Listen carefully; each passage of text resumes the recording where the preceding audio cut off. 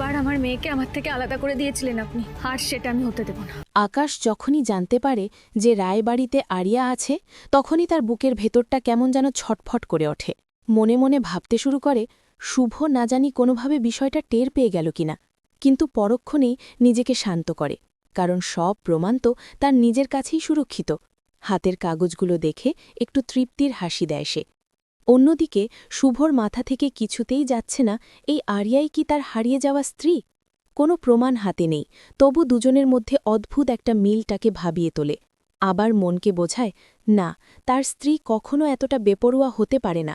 এদিকে মোহনা বারবার শুভর সামনে মাথা নত করে বলতে থাকে, তুমি আমাকে ভুল বুঝো না প্লিজ, আমি সব ছেড়ে ছড়ে শুধুই পরিবারকে আঁকড়ে ধরেছি, তোমাদের ভালোবাসি বলেই। সেটা কি এখনো বিশ্বাস হচ্ছে না তোমার? শুভ ঠান্ডা গলায় বলে, যা করেছ তার জন্য যথাযোগ্য জবাব পাবে মোহনা, এটা আমি স্বপ্নেও ভাবিনি তোমার কাছ থেকে। হঠাৎ সেখানে ঝড়ের মতো এসে হাজির হয় আকাশ, চিৎকার করে মোহনার নাম ধরে ডাকতে থাকে, জোর করে তাকে নিয়ে যেতে চায়, কিন্তু মোহনা দৃঢ় গলায় জানিয়ে দেয় সে কোথাও যাবে না। আদি আকাশকে দেখেই রক্ত গরম হয়ে ওঠে, ছুটে গিয়ে হাত তুলতে যায়। তখনই শুভ মাঝখানে দাঁড়ায়। তারপর আদি সরাসরি আকাশকে জিজ্ঞেস করে, আমার মেয়ে কোথায়? আকাশ শুরুতে সব অস্বীকার করে যায়, সে নাকি কিছুই জানে না, মেয়েটির সাথে কোনো পরিচয়ই নেই তার।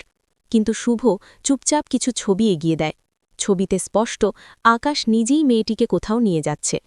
এতে আকাশের মাথায় রক্ত ওঠে, কিন্তু ভেতরে ভেতরে একটু স্বস্তিও পায়। অন্তত আরিয়া যে তার স্ত্রী সেটা এখনও ওরা ধরতে পারেনি। এই ফাঁকটাকেই কাজে লাগানোর চেষ্টা করে সে। ঠিক সেই মুহূর্তে দৌড়ে আসে আরিয়া, মুখ দিয়ে বেরিয়ে আসে, ড্যাড। একটা শব্দেই সব ওলটপালট। শুভ যেন হঠাৎ মাটির নিচ থেকে বিদ্যুৎ খেল। এতদিন যাকে খুঁজে বেরিয়েছে সে কিনা এতদিন ধরে তারই চোখের সামনে ছিল। আরিয়াকে দেখে একটা অজানা টানে ছুটে গিয়ে জড়িয়ে ধরে শুভ। আরিয়া ছাড়িয়ে নিতে নিতে বলে, কি করছেন আপনি? আমার সময় হয়ে গেছে, আমি এবার চলে যাব, আপনাদের আর বিরক্ত করব না। আমাকে তো কেউ সহ্য করতে পারেন না, আমিও আর থাকতে চাই না। ঠিক সেই সময় আদি চিৎকার করে ওঠে, তুই আমাদেরই মিস্ত্রি। সবাই স্তব্ধ। তারপর আকাশকে কোণঠাসা করতেই সে ধীরে ধীরে সব সত্য উগড়ে দেয়।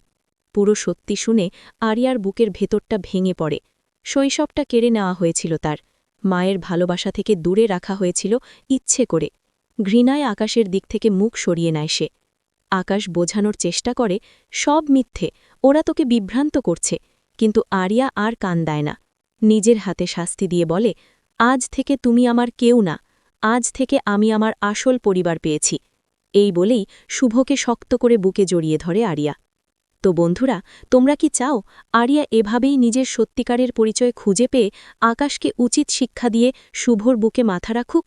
অবশ্যই তোমাদের মতামত কমেন্টে জানাতে ভুলো না।